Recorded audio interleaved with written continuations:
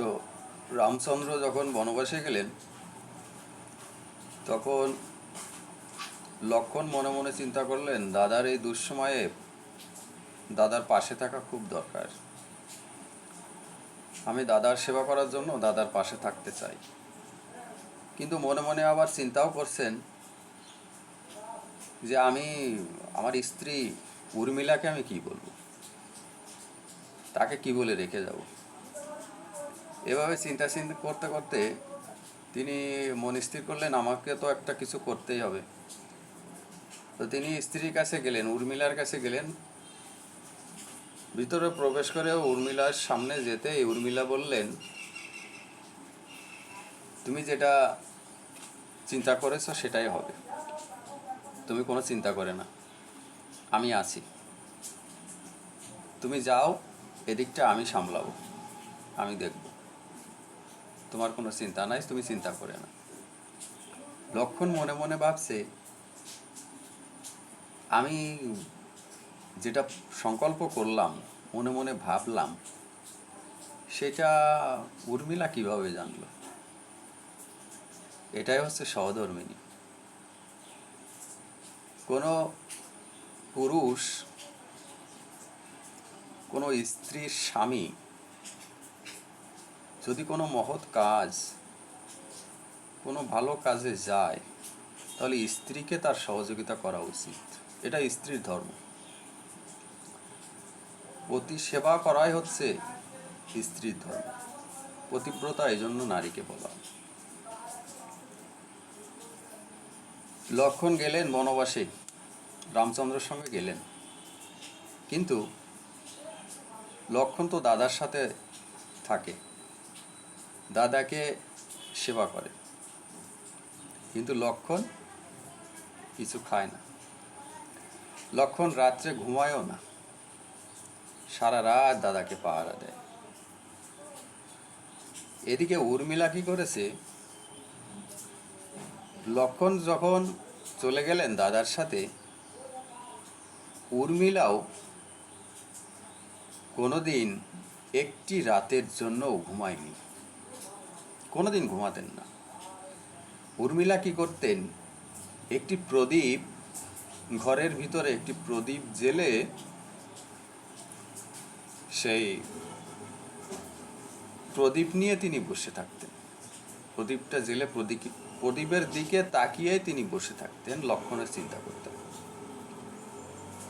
এবং সবসময় স্বামীর দীর্ঘায়ু কামনা করতেন, তার মঙ্গল কামনা করতেন।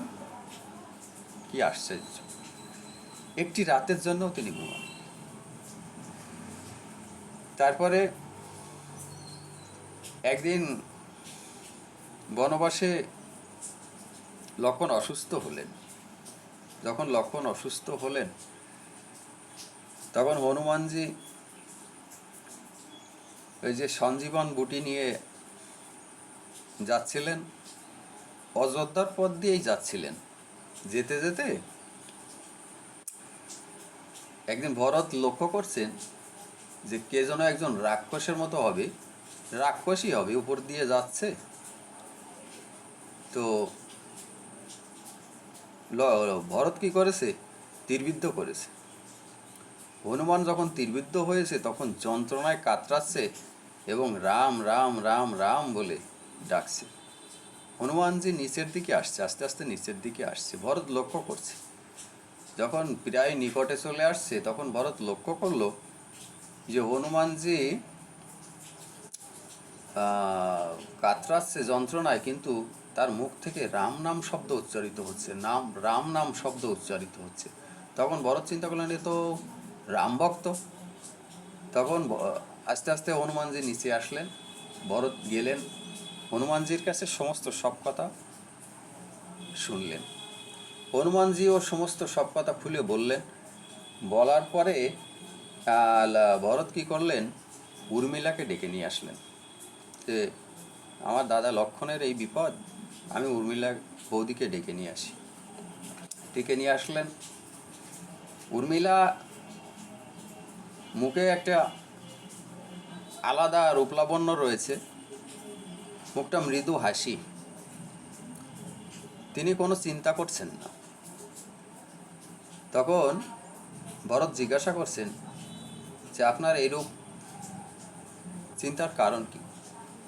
তখন উর্মিলা বলছে, আমার স্বামীর কোনো সমস্যা হয়নি, আমার স্বামী অসুস্থ হতে পারে না, কারণ আমার প্রদীপের দিকে তাকালেই বোঝা যাচ্ছে আমার স্বামী ভালো আছে। হয়তো এমন হতে পারে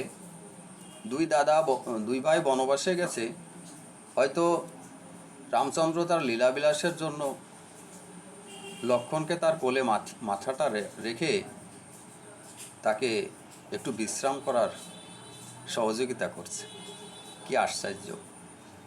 দেখুন, দাদা এবং ভাই, দাদার সেবা করতে করতে করতে করতে লক্ষ্মণ ক্লান্ত হয়ে গেছে, তাই এই লীলাটা ভগবান দেখালেন। কি করছে, এই বিশ্রামের তো কোনো সময় লক্ষ্মণের হয় না, বিশ্রাম নেবেও না, কিন্তু এই লীলাটা যদি হয় তাহলে তো উর্মিলা তদ্রূপ সেভাবে বলছে যে হয়তো রামচন্দ্র লীলা করছে, তার কোলে আমার স্বামীর মাথাটা রেখে বিশ্রাম করাচ্ছে। তারপরে হনুমানজি গেলেন। এই কথা শুনে আবার মা সুমিত্রাও এগিয়ে আসলেন। মা সুমিত্রাও সমস্ত ঘটনা সব কিছু খুলে শুনলেন, হনুমানজির কাছে সব কিছু শুনলেন। শোনার পরে মা সুমিত্রাও একটা দারুণ তাৎপর্য, দারুণ একটা মার্মিক কথা তিনি বললেন যে হনুমান, তুমি চিন্তা করো না, তোমার প্রভুকে বলো যে আমার আরেকটা পুত্র আছে, আমি প্রয়োজনে সেই পুত্রকেও বনবাসে পাঠাবো রামচন্দ্রকে সেবা করার জন্য। হ্যাঁ, রামচন্দ্রকে সেবা করার জন্য আমার এই দুই পুত্রের জন্ম হয়েছে। ওরা দুই ভাই জন্ম নিয়েছে ওর দাদাকে সেবা করার জন্য। তুমি চিন্তা করে না। দেখে ভক্ত কাকে? ভক্ত আর ভগবান। ভরত তার দাদা যখন বনবাসে গেল, ভরত মামার বাড়ি ছিল। ভরত জানতে পারলো যে আমার দাদা বনবাসে গেছে, আমার মারই অভিশাপ, আমার মারই যোগসাজশে, এই মারই ইচ্ছায় এটা হয়েছে। তখন ভরত কিন্তু রামচন্দ্রের কাছে গিয়েছিলেন। রামচন্দ্র কিন্তু ফিরে আসেনি। পিতৃসত্য পালন করতে হবে, পিতৃর আজ্ঞা আমাকে মানতেই হবে, নাহলে জগৎবাসী আমার কথা কেউ মানবে না, জগৎবাসী এখান থেকে শিক্ষাও নিতে পারবে না, এটা আমাকে করতেই হবে। এবং ভরত তিনি দাদাকে তো অনেক চেষ্টা করেছেন ফিরিয়ে আনার জন্য, কিন্তু ভরত বলেছিল সেদিন, দাদা আমি যাচ্ছি অযোধ্যায় ফিরে, কিন্তু অযোধ্যার রাজ্যের রাজা আমি হব, কিন্তু সেটা একেবারেই নামমাত্র। সেই রাজার রাজ আসনে যতক্ষণ না তোমাকে আমি বসাতে পারবো, ততক্ষণে আমার শান্তি কিছুতেই আসবে না। তো দাদা আমি যাচ্ছি, তো তোমাকে সেবা করার জন্য আমার কিছু প্রয়োজন। আমি কাকে সেবা করব, কি দিয়ে সেবা করব, কি নিয়ে সেবা করব? আমি তোমার চরণ সেবা করতে চাই। বনবাসে এসেও বলছিল, দাদা আমি আর যাব না ফিরে, আমি এখানেই থাকবো, আমি তোমার চরণ সেবা করতে চাই। যখন রামচন্দ্র বলল যে না ভাই তুই চলে যা, আমি আমার পিতৃসত্য পালন করে আমি 14 বছর হলে আমি ফিরে আসবো, তখন বলেছিল যে না দাদা আমি তোমার চরণ সেবা করতে চাই। তখন বলেছিল চরণ সেবা যখন করবি তখন তুই আমার এই খড়ম দুটো নিয়ে যা, খড়ম দুটো নিয়ে চলে যা। অযোধ্যায় ফিরে আসলেন ভরত, দাদার চরণ দুখানা সেবা করতেন। সেই আসনে সিংহাসনে রাজ সিংহাসনে দাদার চরণ দুখানা রেখে প্রতিদিন ভরত সেই চরণ সেবা করতেন। আর সেই রামচন্দ্র অযোধ্যায় ফিরে আসলে ততক্ষণে সেই চরণ সেবা করে তারপরেই তাকে রাজ সিংহাসনে রামচন্দ্রকে বসিয়েই ভরত তাকে পূজা করেছিল, অভিষেক করেছিল। এ খুব মার্মিক তাৎপর্য। আজকে ভাইয়েরা আমরা লক্ষ্য করি জগৎ সংসারে, এই সংসারে সবাই যার যার স্বার্থ নিয়ে সেই ব্যস্ত। স্বামী স্ত্রী তাদের ভিতরেও তেমন একটা শ্রদ্ধা ভক্তি থাকে না। এই লক্ষ্য করি যদি কেউ আমাদের উচিত সবসময়, যেখানে উর্মিলার থেকে একটা শিক্ষা নেওয়া উচিত, যে আমাদের জগৎ সংসারে যদি কারো প্রতি কারো সংসারের প্রতি যদি কোনো বৈষ্ণব ধর্ম পালন করে বা কেউ যদি ধর্মের পথে অগ্রসর হতে চায়, এক পা বাড়ায়, তাহলে স্ত্রীর উচিত পিছনের পাটা ধরে সামনে এগিয়ে দেওয়া, তাকে পিছনে টানা নয়। পিছনের পাটা ধরে তাকে সামনে এগিয়ে দেওয়া উচিত এবং বলা উচিত, তুমি চিন্তা করে না, তুমি চিন্তা করে না। তা একেই বলে সহধর্মিনী, এটা উচিত। কিন্তু আমরা লক্ষ্য করি ভজন সাধনের পথে কেউ গেলে স্ত্রীর হিংসা হয়। অনেক স্ত্রী ভজন সাধনের পথে যায় তো না, ভক্ত হতেই পারে না। এটা প্রচুর দৃষ্টান্ত আছে, প্রচুর নজিরবিহীন দৃষ্টান্ত আছে, যে অনেকে স্বয়ং ভগবানের অবতার রূপে স্থান পেয়েছেন, পার্শ্বদ রূপে স্থান পেয়েছেন, প্রচার করে গেছেন, কিন্তু তার স্ত্রী ভক্তই হতে পারেননি। হ্যাঁ, এটা ভাইয়ে ভাইয়ে মিল নাই।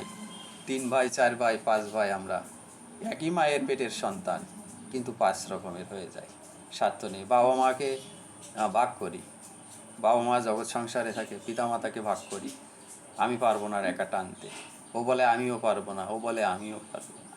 হ্যাঁ, এই হচ্ছে আমাদের শিক্ষার জগৎ। আসলে পিতামাতার ভরণ পোষণ যোগানো, পিতামাতাকে সেবা করা, পিতামাতার চরণ সেবা করা, পিতামাতার আশীর্বাদ পাওয়া, এটা খুবই ভাগ্যের ব্যাপার। কয়জনে পারে, কয়জনের ভাগ্যে আছে? আজকে যার পিতামাতা নাই, আজকে জগতে যাদের পিতামাতা নাই, তাদের কাছে যে দেখুন তো তাদের কত করুণ অবস্থা, তাদের কত হতাশা, কত চাওয়া পাওয়া, যে আজকে আমার ছিল না কিছু, এখন আমার এত ধন সম্পদ, এত কিছু হয়েছে, কিন্তু আজকে আমার পিতা নাই, আজকে আমার মাতা নাই, যে আমি তাদেরকে সেবা করব, তাদেরকে আমি একটু যত্ন সহকারে একটা বিশ্রামাগার দেব। হ্যাঁ, আমার বাড়িতে এসি আছে, আর কত তীব্র গরমে কষ্ট। হ্যাঁ, আমার বাবা কৃষক, আমার বাবা ব্যবসায়ী ছিলেন, আমার বাবা দিনমজুরি ছিলেন, কত কষ্ট করে আমাদেরকে মানুষ করেছেন। অত আফসোস এই জগৎ সংসারে আমরা করি, যাদের পিতামাতা নাই। কিন্তু যাদের আছে তারা বুঝি না, তাদের মূল্যায়ন করতে পারি। একটা গল্প বলি, ছোট একটা গল্প বলি, শেষ করি।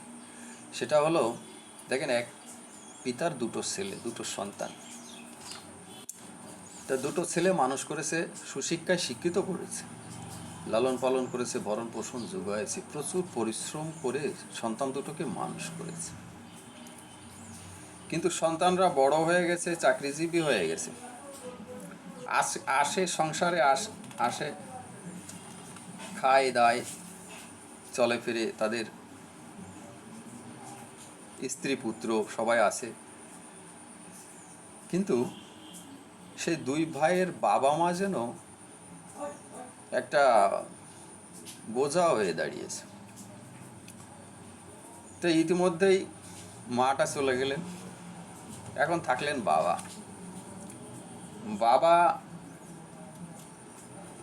তিনি কি করলেন, একদিন বাইরে থেকে আসছেন, বাড়িতে গিয়ে আসার পথে দেখলেন, লক্ষ্য করলেন, একটি বানর অসুস্থ হয়ে যন্ত্রণায়, তীব্র যন্ত্রণায় রাস্তার পাশে ছটপট ছটপট করছে। সেই পিতা তীব্র যন্ত্রণায় ছটপট ছটপট করতে করতে তিনি খুব আকুতি মিনতি করছে। এটা দেখে সেই পিতা সেই বানরটিকে সুস্থ করলেন, সুস্থ করে তাকে বাড়িতে নিয়ে আসলেন।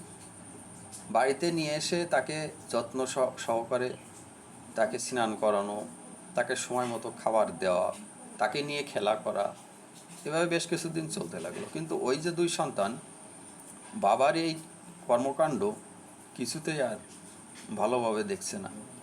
বাবা যেন কাদের বোঝা, ও বলে আমি টানতে পারবো না, এ বলে আমি টানতে পারবো না। এভাবে কিছুদিন চলতে চলতে বাবা কিন্তু বেশ একটা সমস্যার সম্মুখীন হয়ে গেল। বাবা বুঝলেন যে এরা আমার ভরণ পোষণ কেউই যোগাবে না, এরা আমাকে আর টানতে পারবে না, আমাকে আমার পথ দেখতে হবে। বাবা মনে মনে ভাবছেন, এমন সময় দুই ভাইও তুমুল আকারে বাদিয়ে দিয়েছে বাবাকে নিয়ে, এই সমস্যা সে সমস্যা, বাবা এ করে তা করে হ্যান ত্যান, বিভিন্ন সমস্যা নিয়ে শুরু। এমতো অবস্থায় বাবাকে তারা বের করে দিলেন, যাও তুমি চলে যাও, তোমার এই বাড়ি আর ঠাঁই নাই। বাবাকে রাস্তায় বের করে দিলেন। বাবা চলে আসলেন, বানরটার হাত ধরে নিয়ে বাবা চলে আসলেন। বানরটার যে খেলা বাবা দেখিয়েছেন, যে খেলা শিখিয়েছেন, তাই নিয়ে বাবা রাস্তায় এসে হাটে বাজারে সেই বানরটাকে ঘুরে দেখিয়ে বা খেলা দেখিয়ে 2-1 পয়সা ইনকাম করতে লাগলো। এভাবে বানরটাও আস্তে আস্তে আস্তে আস্তে বাজারে লোকজন দেখে ভিড়ের ভিতরে খেলাধুলা করতে করতে বানরটাও খুব পারদর্শী হয়ে গেল। পারদর্শী হতে হতে হতে হতে তিনি বড় বড় বাজারে, বড় বড় মজলিসে, বড় বড় সমাবেশে তিনি সমাগমের ভিতরে তিনি খেলা দেখাতে লাগলেন। সেই বানরটা খেলা দেখাতে, আর ওই পিতা ওই খেলা দেখায় যা পায়, বানর কিছু খায়, সে পিতাও কিছু খায়, তাতে তার মোটামুটি চলে, ভালো চলে। কিন্তু একদিন প্রচুর লোক, অনেক লোকজন সমাগম হয়েছে, সেই লোকের ভিতরে বানর খেলা দেখাচ্ছে। সেদিন খুব আনন্দ পাচ্ছে বানর, আর খেলা দেখাচ্ছে এরকম খুব ভালো ভালো চমৎকার খেলা দেখাচ্ছে, মানুষকে চমকাই দিচ্ছেন, খেলা দেখে দিয়ে আকর্ষিত করছেন। এর ভিতরে এক সার্কাসের মালিক ওই ভিড়ের ভিতরে দেখি দেখি দেখি দেখি এই সরে যান দেখি দেখি দেখি সামনে চলে আসছে। এসে দেখে বানরটা খুব ভালো খেলা দেখাচ্ছে। তখন মনে মনে ওই সার্কাসের মালিক ভাবছে যে আমি এই সার্কাসে বানরটাকে রাখতে পারলে আমার ভালো হবে, আমার প্রচুর টাকা ইনকাম হবে। তো আমি বৃদ্ধকে দেখি লোভ লালসা দিয়ে তাকে কিছু টাকা পয়সা দিয়ে কিনে নিয়ে যায় কিনা।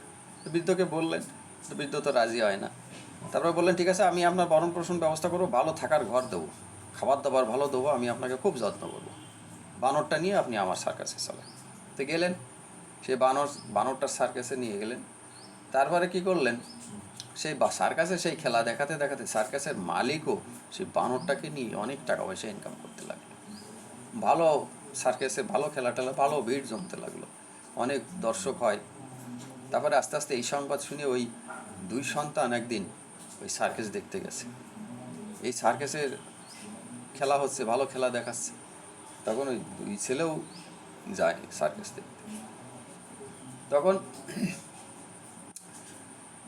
2 ছেলে সার্কাস দেখতে যে বানরটাকে দেখে চিনতে পারে, বানরটাকে দেখে চিনতে পেরে বানরটা দেখে মনে করে তাহলে তো এই বানরটা তো আমাদেরই।